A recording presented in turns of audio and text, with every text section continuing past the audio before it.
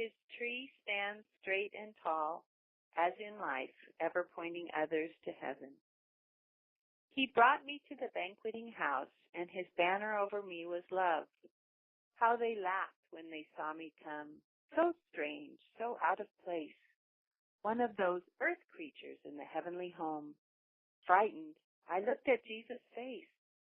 Why is she here? I heard their whispers plain. No angel, but a sinner she. Then Jesus gently placed his nail-scarred hands upon my head. She is here because I love her, were the words he said. And every angel's head was bowed in wonder at the grace that brought me to the chosen seat at his heavenly banquet place. My past is not the yardstick by which my Lord has called. My failures, errors, and my sins are not the basis for his choice. If I were chosen by that rule, how small my part would be in this great task of giving out his word. Oh no, for he has said, not by your works, but according to my purpose and my grace. And so it is the message, and not the one who gives. And so 'tis not the vessel, but the oil. And when I murmur, Lord, too great the task you've given. I've never done the like before. Choose someone else. I'm not the type.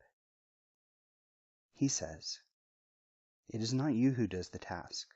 'Tis I. Trust in my strength, and rejoice that I have chosen you. Lois Ruth Chilton, August 16th, 1956. Shadows on my heart, deep shadows, shadows of a sin I cannot lose, shadows that becloud his shining face, shadows from a love I can't refuse. Oh, take my shadowed heart, dear Christ. I've fought and prayed with tears, sincerely, that the root of sin be taken out. Yet when it nears, I weaken, yield, and love it to its hurt-filled end. Then bitterly, with tears again, I plead and agonize and cry to thee, my friend. I can no longer fight. I only yield to thee and say, it's thine. This is too big for me. In my weakness, now display your power, your grace impart, while I, in confidence, await chaste shadows from my heart. Eve, who saw one son murder her other son. Trusting Jochebed, who gave her little Moses to another woman. Lovely Hannah, who kept her vow to God. Beautiful Bathsheba, who felt the guilt as her baby died. The joyful widow seeing her only son raised to life. Grief-stricken Naomi, healed in heart by a believing daughter-in-law. Dear Mary, with the holy responsibility of raising the Son of God. Eunice and her mother Lois, who taught young Timothy the truths of God, though married to an unsaved man. Sarah, who had to share her husband's love with another woman. So I wrote this. I am just a woman. I have no special skill, no talent that will shake the world in which I live, no great beauty to be admired, praised. But I have love to give. I represent all mothers everywhere, mothers who love. The mother with too many children, no time for herself, worn, discouraged, tired. But not too worn, nor too discouraged, nor too tired, to wipe away the tear, listen to the hurt, hug the lonely child. The mother with the broken heart for love rejected. The child so near in miles, so far away in heart. The mother weeping beside a little grave, knowing the bitter longing to have it as it once was.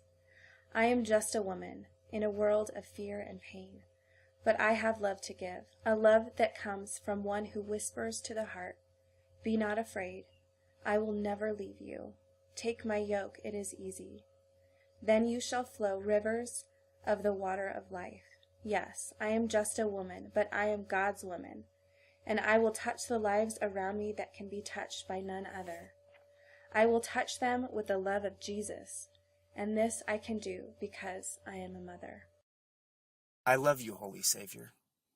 It is love imperfect, filled with self, and tangled up with my own wayward plans. But all the more, I love you, Lord. For you keep on untangling, smoothing out, never once impatient with your restless child, but rather tenderly you hold me back, or push me on. But always you are there. I will never cease to be amazed at the greatness of your love for me, a holy, perfect one, and I, impure and weak, yet your unequaled excellence can to me express your love. It is a wonder, then, that I in turn should blush to even utter love to you.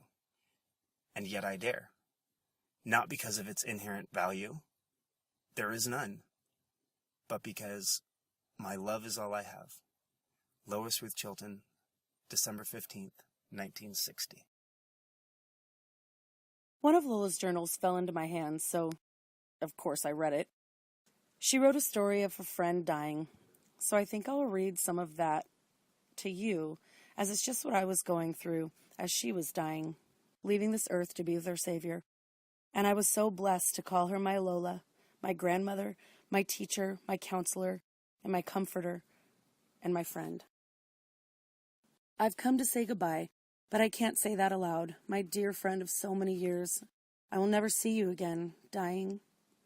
How I wish I could talk to you as we have always talked before, sharing those deepest thoughts of our hearts, and now the very deepest, and neither of us speaks. You are too weak, and I must not let on.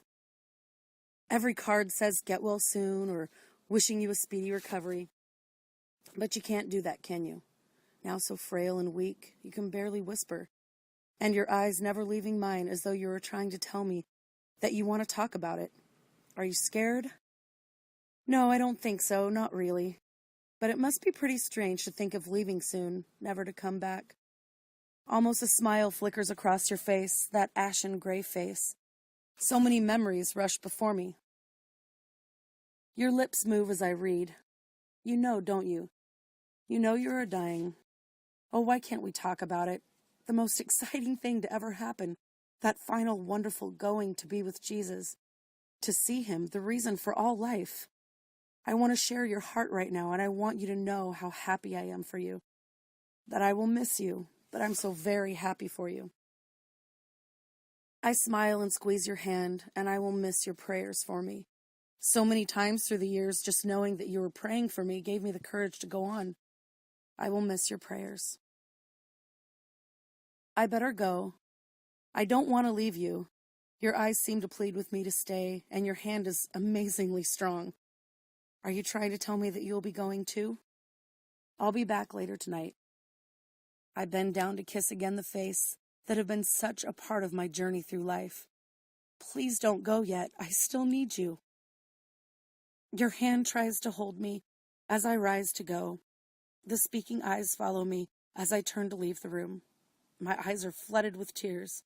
Since that time, I have seen many die, and I always try to remember to talk to them. Not just words, conversation, but true heart talk, and I'm glad. Glad to have the final honesty to truly say goodbye. For if I were going, I would like to talk about it. The fear, the pain, the anticipation, the overwhelming wonder at going to be with the lover of my soul, the one I worship and adore. I don't ever want to forget.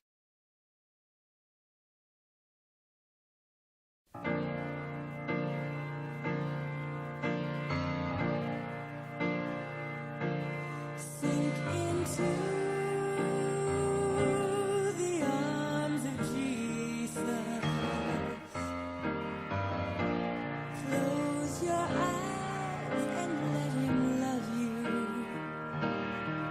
You can hear him. You can feel him tugging at your heart.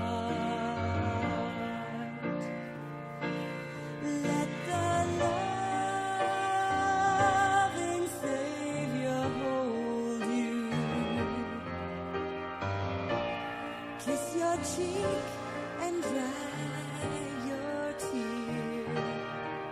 He loves you. He wants to hear you. Ask him to come in. I know it's hard to let go of yourself. You feel like running away, but you won't find his love in anybody else. And in your heart you know you really want to stay. Let the loving Savior hold you. He'll kiss your cheek and dry your tear. He loves you. He wants to hear you. Ask him to come in. I know it's hard to let go of yourself. You feel like running away, but you won't find his love in anybody else. And in your heart you know you really want to stay. Let the loving Savior hold you. He'll kiss your cheek